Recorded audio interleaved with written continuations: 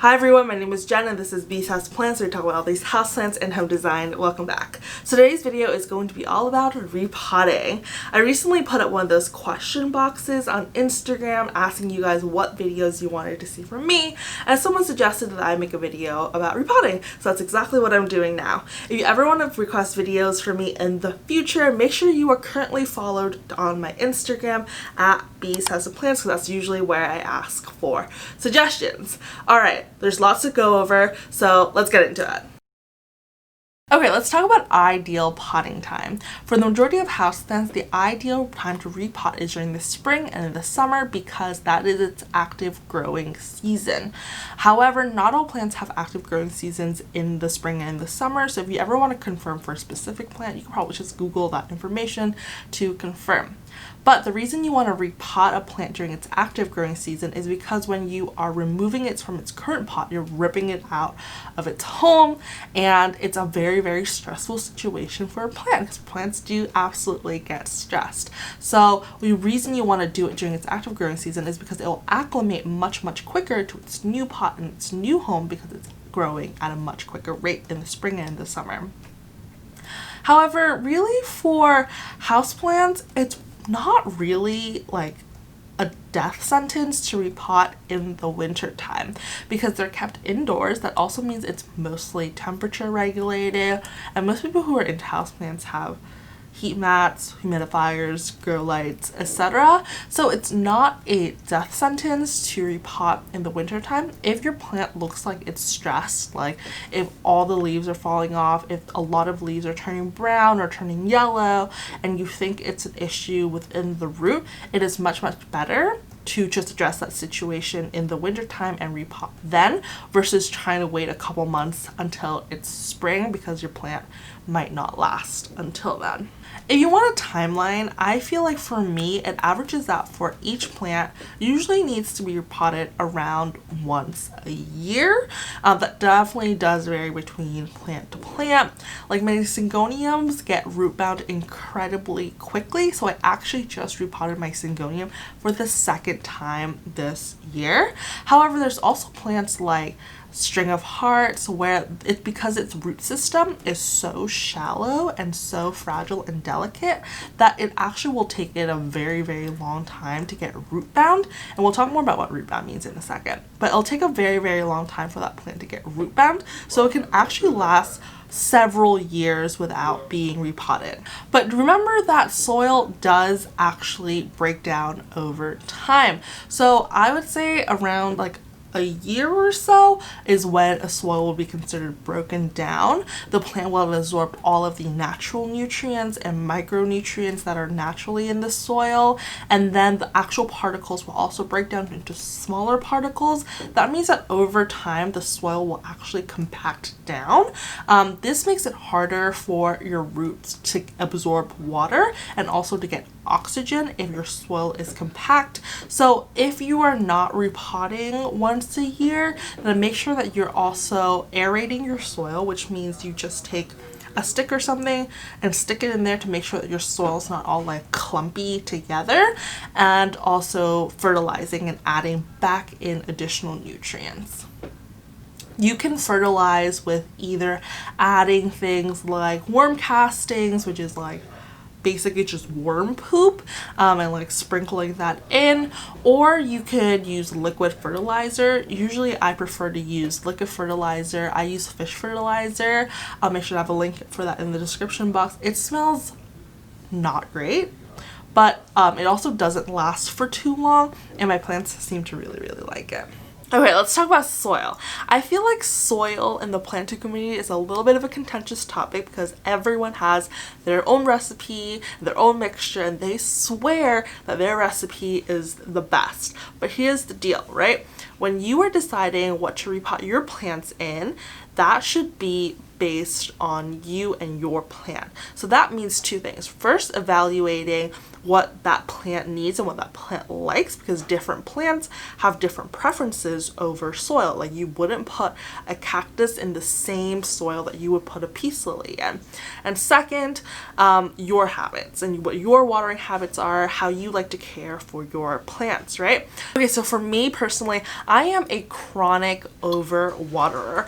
I've gotten a lot better in the almost year that I've had like a lot of houseplants, but I still overwater plants to this day, and I still have plants that end up getting root rot, like to this day.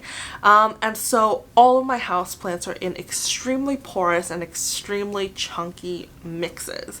Even plants that you wouldn't necessarily think would be in a chunky mix, like a peace lily, my peace lily is in a pretty chunky mix because I will overwater everything. On the other hand, my brother hates watering his plants, love neglecting his plants, and so when I repot his plants, I cannot put his plants in the same soil mixture that I repot my plants in because we have such different care needs. So although we might have the same plant, like we both have pothos, I put his pothos in a completely different, not like different mixture, but different ratio of mixture than what my mixture is. Okay, so I'm going to show you everything I use in my soil mix. I'm actually technically soil free, kinda, because I don't use potting soil at all in any of my mixes. I don't like it. I am kind of curious about Fox Farm, their soil, because I've heard great things about that, and I use Fox Farm for my LECA plants for like their nutrients. So I'm kind of curious about the Fox Farm soil, but otherwise I generally hate potting soil. I have had huge fungus gnat issues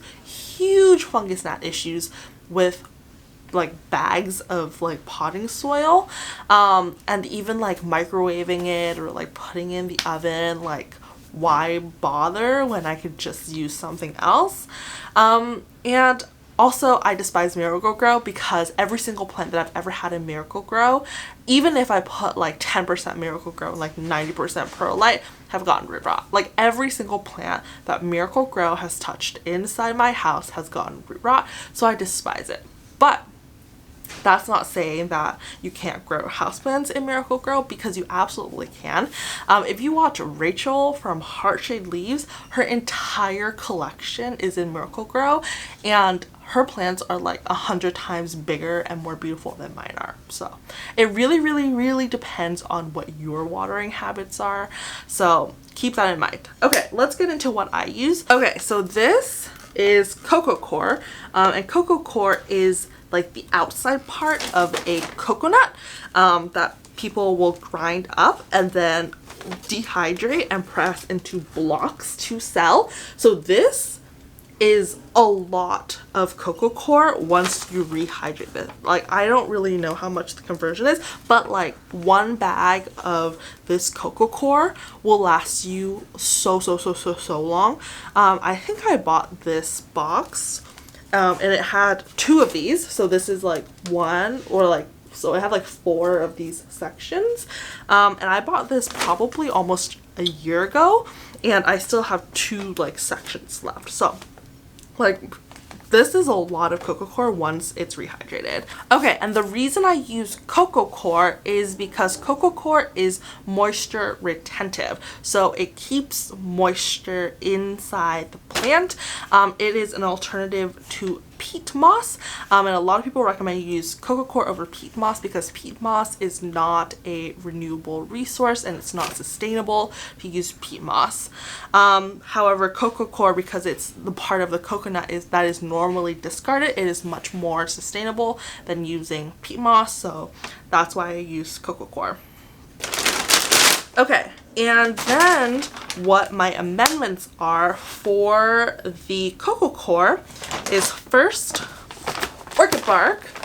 So all of my soil amendments are from this brand, which is BB Stone. I find it at my local nursery.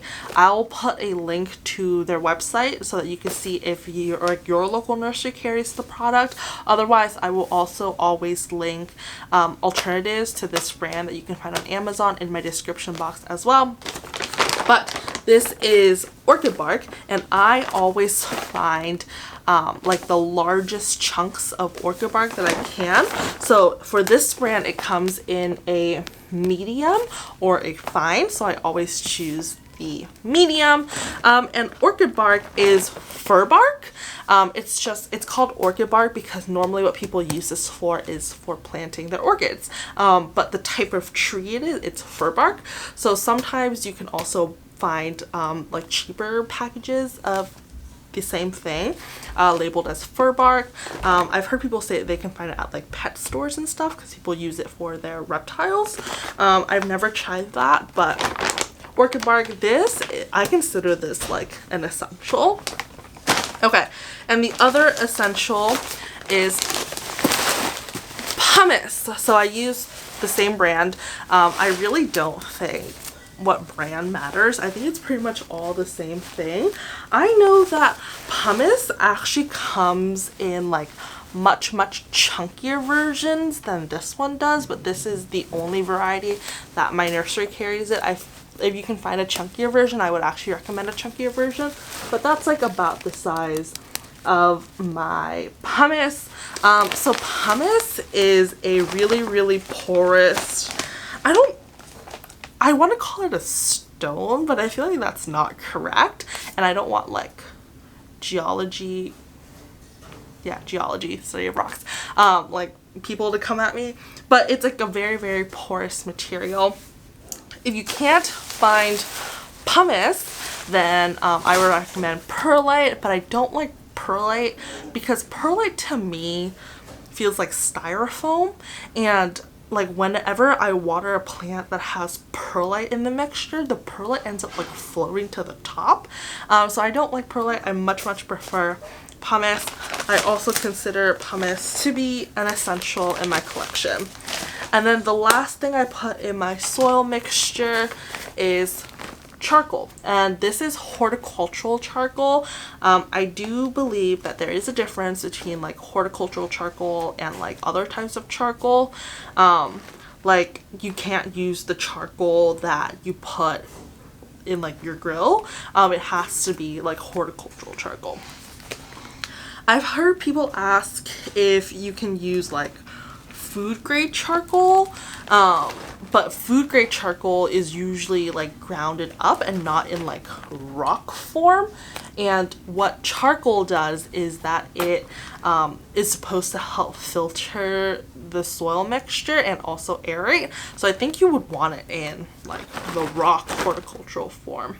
Okay, so on the back of this charcoal box, it actually says like what all these additives are and how they can help.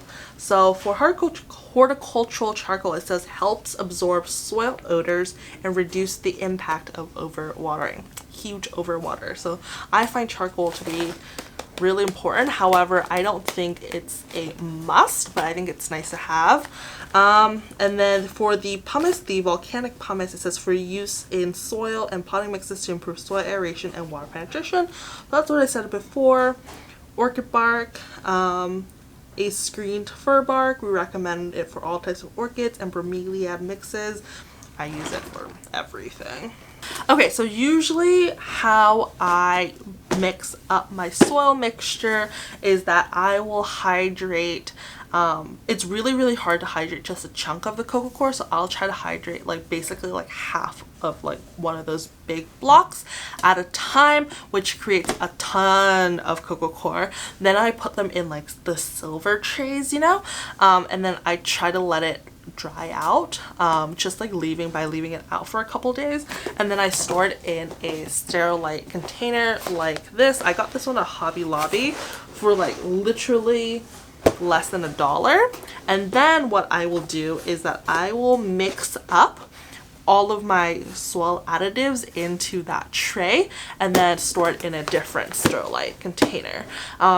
The reason there's 2 is because usually there's more coco coir than how much I want to mix, because I don't want to keep like too much soil mixture pre-mixed at once, but I'll usually make about 1 of these quart size or 6 quart size boxes at one time, and that will last me through quite a few repottings. Okay, let's go ahead and mix up some soil. So this is the coco coir block that I showed you earlier. This is what it looks like once it has been rehydrated. So it looks quite a bit like peat moss, I think.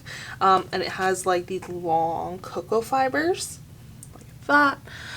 So I just go ahead and rehydrate an entire block at once because I find it quite difficult to cut and divide the blocks when they are dry and compressed like that. So unless you have like, I think like a chainsaw or like a hacksaw or something, I find it quite difficult. So I just go ahead and rehydrate and then store it in these Sterilite containers. So that block that I showed you earlier, it ended up producing about 2 party trays worth of coco coir once it has been rehydrated. And then I just go ahead and put the party trays out in the sun, and then I kind of like mix it up maybe once or twice a day. And then I just leave it out there for a couple days, and then it'll go ahead and dry, and then I'll put them in these Sterilite containers to be stored inside. So I just went ahead and measured, I think this is about 6, like this 4-inch nursery pot's worth of scoops of coco coir. This is what it looks like when it's still wet, but I think it's fine. Okay, let's go ahead and mix stuff. I think I also forgot to mention earlier that coco coir, kind of like LECA, is a sterile ingredient, so it doesn't have any nutrient properties like potting soil would. Like, it doesn't have any micronutrients or like microbial anything like that. So when you are using coco coir, it is important that you fertilize your plants, especially in the spring and in the summertime. Okay, let's get mixing. So this is about 6 scoops of the coco coir, and before, my mixture has usually been about equal parts of coco coir, pumice, and orchid bark, but I think I'm gonna do maybe a little less orchid bark this time, so maybe I'll just do like 5 scoops worth. I think that's good for now. Let's do pumice.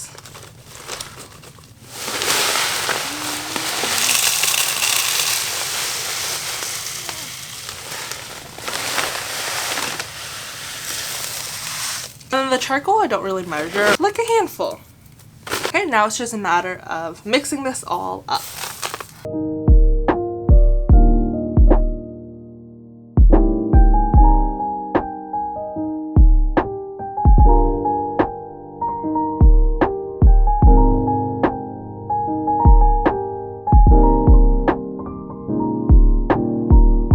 How LECA works, let me show you.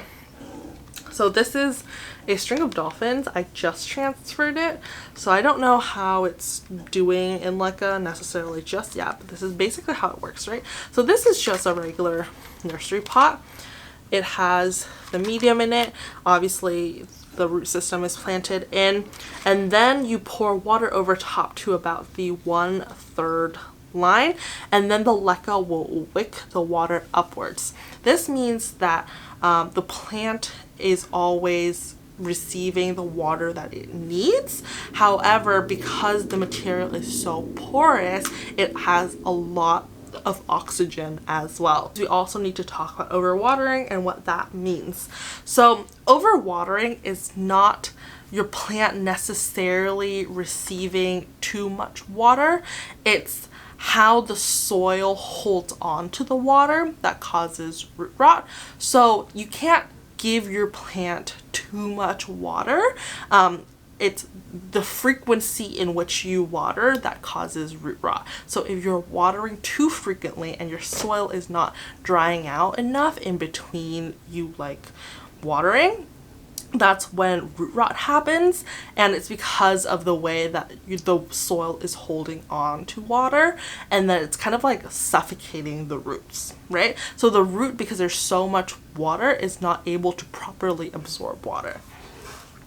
So LECA really helps eliminate that just because of how porous the material is. And so yeah, so the plant always has access to oxygen. Okay, LECA stands for lightweight, expansive clay aggregates, also called LECA balls. It's actually pretty easy to find. I'm pretty sure you can find it at IKEA, but I got mine off of Amazon. The thing about LECA though is that it is a completely sterile material. It doesn't have any nutrients like potting soil or potting mixes would have. So you have to resupply that nutrients. So when you have your plants in LECA, you have to buy a series of nutrients. Mine is from Box Farm. I have a lot of videos about LECA. I'll make sure to link the playlist right here if you want more information.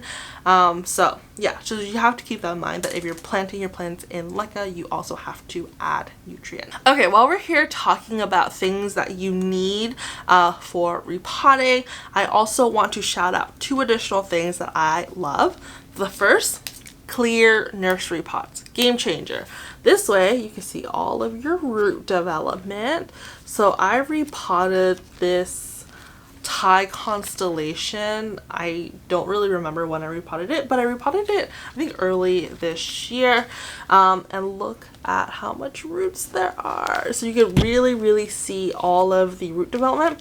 Also see when your plant needs water. So this doesn't need water, so you can obviously tell that the soil is still wet.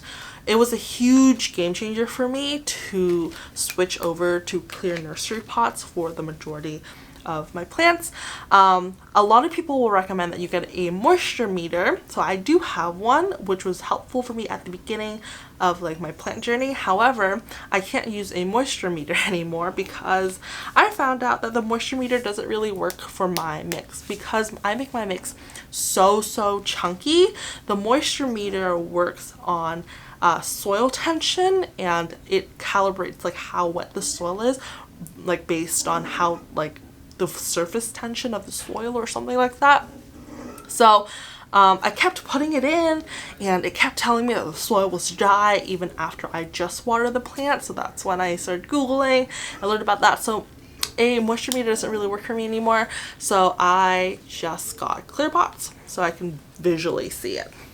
The other thing that I highly recommend when you are repotting is Super Thrive. So Super Thrive was developed a very long time ago, and it helps with transplant shock when you are repotting. Because remember at the beginning when we talked about when you are uprooting a plant from one pot to another, that's very stressful for the plant. So that helps with transplant shock, because sometimes when you're repotting a plant, the plant will freak out, and it could die. So this really helps with that, and it also helps with root development. So I put Super Thrive when I propagate as well, but absolutely I always put this in when I'm repotting a plant. So it's just like the first watering after I repot, that's when I will use Super Thrive to water with. Okay, so the very last thing that we need to talk about is signs that your plant needs to be repotted. So the most obvious sign that your plant needs to be repotted is if there are a lot of roots sticking out the bottom. Okay, so let's take a look at my Syngonium randi. If I pull it off, you can see that there are a ton of roots at the bottom. It's also a benefit of these clear nursery pots that I can see all of the roots without having to unpot the plant, so I really love them. So I'll make sure to link those in the description. But so that's usually a sign that you should at least look at the roots to decide whether or not you are going to repot. When you repot, you don't necessarily always have to upsize. So if you have a plant like I do in a nursery pot and then in a decorative pot outside, usually what the roots will do is that they will travel all the way down to the bottom to find the source of water. So although all of the roots are sticking out the bottom, if you look at just the root, if the root ball isn't that big, then you don't necessarily need to upsize, although you would want to take it out and repot it so that all of the roots are back into soil or back into LECA. The reason that you don't necessarily want your roots hanging out at the bottom like that is because they will just end up dying off because they don't have the access to water and soil, etc. So if you look at my Marble Queen pothos, that's exactly what happened. I don't love these ones, although they do have a lot of access to oxygen because there are holes all on the sides. What ends up happening is that the roots will just end up sticking out of the sides. If you look at the bottom here, you'll see that a lot of the roots have grown out the bottom and then end up just dying off because they're no longer in contact with soil. So this pothos, I would probably upsize to a 6-inch pot, just because I know that it's been in this 4-inch pot for like almost a year, so I know that it can definitely be upsized and it won't be too much soil. If you put a plant that is too small in a pot that is too big for it, what's going to happen is that the soil is going to retain too much moisture compared to what the root needs, and then that's going to cause root rot and your plant is going to be overwatered, even though technically you're not watering too frequently. So that's why you want to make sure that the size of the root ball is relative to the size of the pot that it's in. So I'm going to show you what an example of root bound looks like. This is an example of what a plant looks like when it's root bound. That means that the root is now circling at the bottom onto itself, and then the more root bound this plant gets, the more it'll circle up with like really nowhere else to go.